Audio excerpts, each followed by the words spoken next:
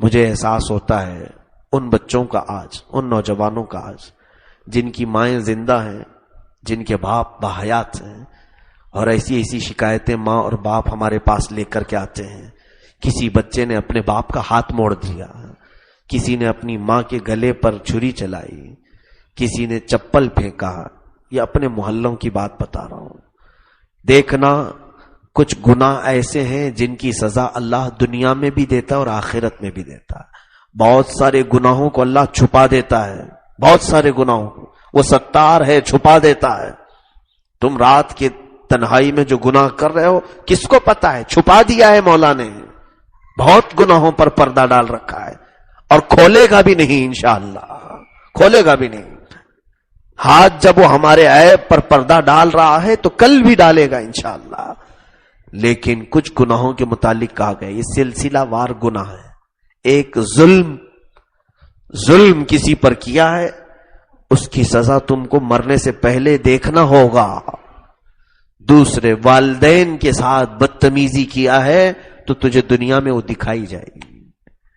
یہ اولاد کے ساتھ، پھر تمہاری اولاد تمہارے ساتھ اس سے ڈبل معاملہ کرے گی، اس سے زیادہ. میں کہتا ہوں جس نے آج اپنے ماں باپ کو ستایا ہے، جس نے بھی پریشان کیا ہے، اس پر ایک نشان لگا کر کے رکھ لینا اور انتظار کرنا. میری بات کا اگر یقین نہ ہو، انتظار کرنا. اس کی جوانی ختم ہونے دو، اس کو اپنے رشتہ ازدواج میں منسلک ہونے دو. پھر جب اس کی اولاد جوان ہوگی تب پھر میں بھی آپ سے ملاقات کرتا ہوں، آپ بھی مجھ سے ملاقات کریں. پوچھیں اس کا کیا حال ہے جس نے اپنی جوانی کے اکڑ میں اپنے ماں باپ کو راستے پر لا کر چھوڑ دیا تھا. آج ہی کی بات میں دیکھ رہا تھا اخبار میں، مجھے بڑا دکھ ہوا. ابھی عصر کے بعد ایک رپورٹ دیکھ رہا تھا. اسکول سے بچوں کو سیر و تفریح کے لیے اسکول والے لے کر کے گئے ہیں. کہاں لے کر کے گئے؟ ایک 8 سال کی یا 9 سال کی لڑکی ہے، یا شاید ہو سکتا ہے اس سے بھی زیادہ عمر کی بچی ہوگی. 8th یا 9th میں عمر 10 سال سے زیادہ کی ہو جاتی ہے تقریباً. بچی بھی اس میں ہے. پکنک میں گئے ہیں. اسکول والوں نے فیصلہ یہ کیا کہ بچوں کو کچھ ایسی چیزیں بھی دکھائیں جس سے ان کا دل نرم ہو. تو اسکول کے جو پرنسپل تھے انہوں نے کہا کہ اولڈ ایج ہاؤس جو ہوتا ہے، بوڑھوں کو رکھنے والا گھر، عام طور پر کرسچن لوگ یہ چلاتے ہیں، عیسائی لوگ. بوڑھے لوگوں کو جن کا دیکھنے والا کوئی نہ ہو، ان کے وہاں پر انتظامات ہوتے ہیں. تو اسکول کے بچوں کو لے کر کے وہ لوگ گئے. جا کر کے دیکھا، اتفاق ایسا ہے کہ یہی جو 9 یا 10 سال کی بچی ہے، اس نے وہاں جا کر کے دیکھا تو اس کی دادی وہاں پر اس کو مل گئی. سگی دادی اس کے گھر میں تھی. وہ تو یہ دیکھی کہ میری دادی یہاں کیسے ہے. اس سے پوچھا کہ کیوں تیری دادی یہاں پر ہے، کب سے؟ کہا حیرت ہے، 8 دن پہلے میرے گھر سے میری دادی گئی. میں جب اسکول سے واپس گھر آئی، ماں باپ سے پوچھا کہ دادی کہاں ہے، تو ابا نے بھی کہا، اماں نے بھی کہا کہ وہ رشتہ داروں سے ملنے کے لیے گئی. اور اس کے ماں باپ نے اولڈ ایج ہاؤس میں لا کر کے اپنی ماں کو چھوڑ دیا ہے. بچی لپٹ لپٹ کر رو رہی تھی اور اپنے ماں باپ کے متعلق اس کے دل میں اتنی نفرت بھری. اللہ نے یہاں دنیا میں ہی دکھایا. اپنے بوڑھے ماں باپ کو اولڈ ایج ہاؤس میں ڈال کر کے آیا. وہ بچی جا کر کے اپنی دادی سے ملاقات کی، اپنے ماں باپ سے متنفر ہو گئی. کہا میں ایسے ماں باپ سے ملنا بھی نہیں چاہتی، دیکھنا بھی نہیں چاہتی جنہوں نے اپنے ماں باپ کو نہیں رکھا. عزیزہ نے گرامی وقار، میں رشتوں کے متعلق اگر بات کروں تو میں ان نوجوانوں سے ضرور کہوں گا کہ تم نے ابھی یتیمی نہیں دیکھی. یتیم نہیں ہو تم. جو یتیم ہیں ان سے پوچھو. آج ہمارے باپ چلے گئے، پل پل ہمیں یاد آتی ہے. ہم اپنے کوئی فیصلے لینے کے وقت پوری دنیا میں ڈھونڈتے ہیں کوئی تو ہو جو ہمیں خلوص کے ساتھ مشورہ دے کہ بیٹا یہ کام اچھا نہیں ہے، بیٹا یہ کام اچھا ہے. اکثر دنیا مطلب کے مشورے دے گی جس میں ان کا فائدہ ہوگا. ایک باپ وہ ہے جو تمہارے آخر تک کا مستقبل دیکھتا ہے. باپ کی یاد آئے گی جب تم جنازہ اٹھاؤ گے.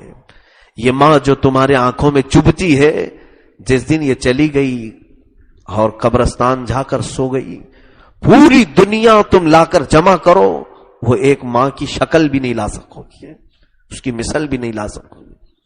مجھے اندازہ ہے دبئی میں نے دیکھا ہے، بہت بڑے گھر پہ نوجوان ایک حسینہ کو لے کر کے آیا اور اپنی ماں کے خلاف، ماں نہیں چاہتی تھی، اکثر یہ جھگڑے لفڑے شادیوں کے ٹائم پہ بھی ہوتے ہیں، اس کی پسند تھی۔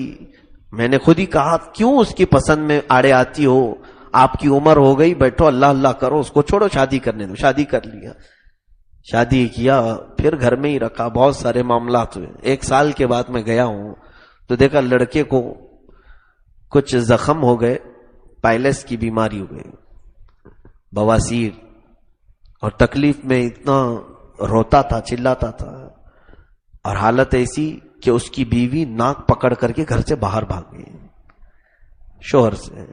ایسے حالت میں جب اس کے مخصوص اعضاء میں تکلیف ہو، وہی اس کی بوڑھی ماں آتی تھی، اس کی ساری غلاظت صاف کرتی تھی۔ بیٹے کی عمر 30-35 سال کے قریب ہے، وہی ماں آتی، اسے مرہم لگائے، ساری چیزیں لگائے۔ دنیا میں وہ ایک ذات ایسی ہے جو ہماری غلاظت کو بھی اپنی ڈیوٹی سمجھ کے نکالتی ہے۔ کبھی اس نے تمہاری غلاظت کو یہ نہیں سمجھا کہ یہ میرا بچہ پخانہ کیا ہے، اب مجھے یہ چھونا نہیں چاہیے۔ دوسرے کسی کو لا کر کے دکھاؤ جو تمہاری غلاظتوں کو نکالتا ہو، لا کے دکھا دو۔ میرے عزیزو، دنیا میں اس رشتے سے بڑھ کر کے کیا ہے؟ جب بچے اپنے ماں باپ کی نہیں سن کر کے بھاگتے ہیں ادھر ادھر، اور وہ بھی چند اوباشوں کی وجہ سے، چند بدماش لوگوں کی صحبت کی وجہ سے، دوست اچھے لگنے لگتے ہیں اور ماں باپ برے لگنے لگ جاتے ہیں۔ میں ان بچوں سے بارہا یہ کہتا ہوں کہ اللہ نے بہت بڑی نعمت دی ہے بچوں، تم کو بہت بڑی نعمت۔ میرے آقا صلی اللہ علیہ وسلم مسجد نبوی کے ممبر پر کھڑے ہو کر کے کہہ رہے ہیں آمین۔ صحابہ نے کہا کس بات پر آپ نے آمین کہا؟ حضور نے کہا جبرائیل آئے تھے، یہ کہہ رہے تھے اے اللہ کے رسول، وہ شخص ہلاک و برباد ہو جائے جس نے اپنے ماں باپ کو پایا اور ان کی خدمت نہیں کی۔ میں نے آمین کہا۔ ایسا شخص ہلاک و برباد ہی ہونا چاہیے۔ سنو، جبرائیل نے دعا کی اور سید الانبیاء نے آمین کہا، اور اللہ نے ایسی دعا کو کبھی رد نہیں کرنا ہے۔ اللہ رب العزت ایسی دعا کو رد نہیں کرے گا۔ تو وہ بچے اپنا مستقبل خود دیکھیں جن کے لیے حضور نے ہلاکت کی دعا کی ہے، وہ جوان اپنی مستقبل کو دیکھیں جن کو اللہ کے حبیب نے بربادی کی دعا پر آمین کہا ہو۔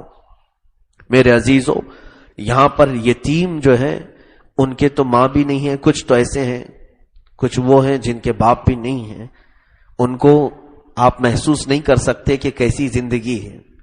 میں بہت ساری جگہوں پر گیا ہوں، دوسرے علاقوں میں بھی جہاں یتیموں کی پرورش ہوتی ہے، سچ بتاؤں دل روتا ہے اور بار بار یہ احساس ہوتا ہے شدت کا کہ رب ذوالجلال نے ہمیں اتنی عمر تک تو ہمارے ماں باپ دکھائے، ان کی خدمت کا تو ہمیں موقع دیا، لیکن ان بچوں کا کیا؟ کچھ بچے ایسے ہیں جو گود سے ہی اپنی ماں کو بھی نہیں دیکھا، باپ کو بھی نہیں دیکھا، کوئی کسی اور کے حوالے ہیں۔ کتنے غیرت کی بات نہیں ہے، شرم کی بات نہیں ہے ان نوجوانوں کو۔ ماں روزانہ رات میں آنچل پھیلائے دعا کرتی رہتی ہے، مولا میرا بیٹا سلامت واپس آ جائے، سلامت واپس آ جائے، اور اس ماں کی اس دعا کو یہ لوگ نخرے سمجھتے ہیں، اس کو غلط سمجھتے ہیں۔ باپ یہاں مسجد میں جھکتا ہے، ذرا جا کر کے پوچھو اے جوانوں، سب سے زیادہ اس باپ کی دعا میں کون رہتا ہے؟ کس کے لیے دعا کرتا ہے وہ؟ ارے وہ اپنی صحت کے لیے کم دعا کرتا ہے، اپنی اولاد کی مستقبل کے لیے گڑ گڑاتا رہتا ہے، مولا سے بار بار مانگتا رہتا ہے۔ باپ وہی ہے جس نے پوری زندگی اپنے پسینے کی اور خون کی کمائی لا کر تمہارے حلق میں رکھا، جہاں تم بولنے کے قابل ہوئے، چلنے کے قابل ہوئے، اور اس عظیم سائے کو آج لوگ ٹھوکر مارتے ہیں۔ میرا باپ میرا دشمن ہے، میرا باپ میرے خلاف ہے۔ کبھی اس کی پوری زندگی بھر کی تو بات دور کی ہے، اس کے ایک پسینے کی بوند کی قیمت بھی نہیں ادا کر سکو گے۔ کیا ضرورت ہے؟ وہ اپنا کھا پی کر کے الگ رہ سکتا تھا، تمہاری تربیت کے لیے وہ کوشاں رہتا ہے۔ اللہ نے والدین کے دلوں میں بچوں کی محبت ڈالی ہے، اور کتنے تو ایسے ہیں میں نے دیکھا ہے، باپ پوری زندگی محنت کرتے کرتے کاٹ دیا باہر، پوری زندگی کاٹ دیا، اور بچوں کے لیے تربیت کے لیے بھیجتے رہے، پیسہ بھیجتے رہے۔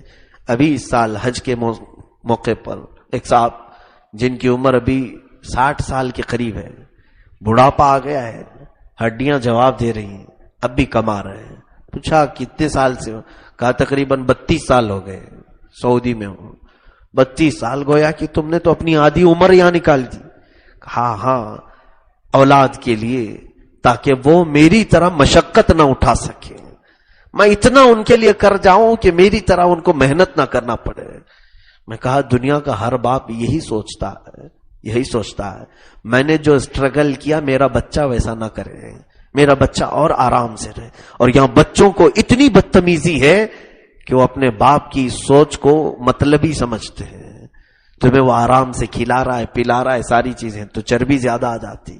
اللہ ہدایت دے ان بچوں کو، ان نوجوانوں کو جو اپنے ماں باپ کے لیے آج جہنم بنے ہوئے ہیں. آج اپنے ماں باپ کی، کچھ تو ایسے ہیں جہاں ماں اور باپ کو انہوں نے موت اور حیات کے بیچ میں چھوڑ دیا ہے. وہ مر بھی نہیں رہے، جی بھی نہیں رہے، ایسا چھوڑ دیا ہے. کچھ اولاد ایسی ہیں کہ وہ مر بھی نہیں سکتے اور جی بھی نہیں پا رہے ہیں. ایسی حالت میں کر کے رکھا ہے کچھ اولاد نے اپنی ماں باپ کو.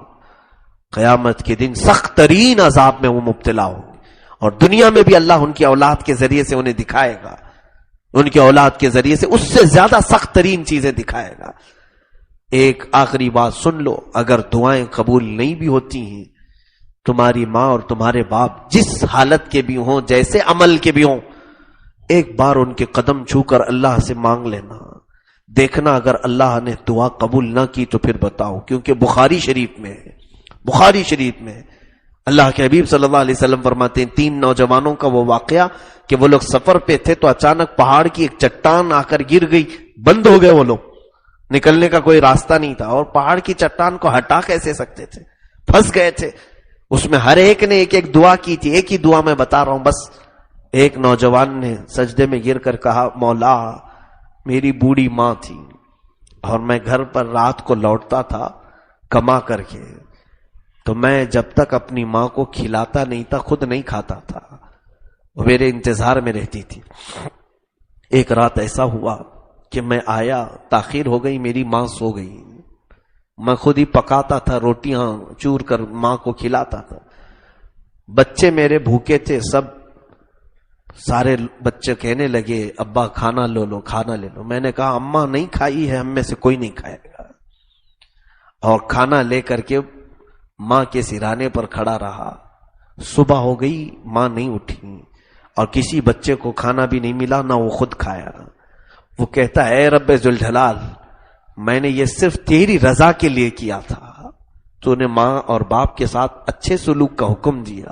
اگر یہ نیکی تجھے پسند آئی ہو، اس نیکی کے وسیلے سے یہ چٹان کو ہٹا دے. فوراً دعا قبول ہوئی، چٹان ہٹ گئی. فوراً دعا قبول ہوئی، تیزی سے دعا قبول ہوئی اور چٹان ہٹی. میرے عزیزوں، کیا آج مصیبتوں کی چٹانیں ہم پر نہیں پڑی ہوئی؟ کیا آج مصائب کی چٹانیں ہمارے اوپر نہیں آئی ہیں؟ طرح طرح کی مشکلات کی چٹانیں ہیں.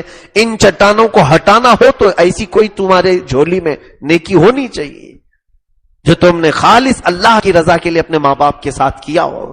پھر دیکھو یہ مصیبتوں کے پہاڑ ہٹ جائیں گے. اللہ خیر فرمائے، ہمارے والدین کا سایہ دراز فرمائے.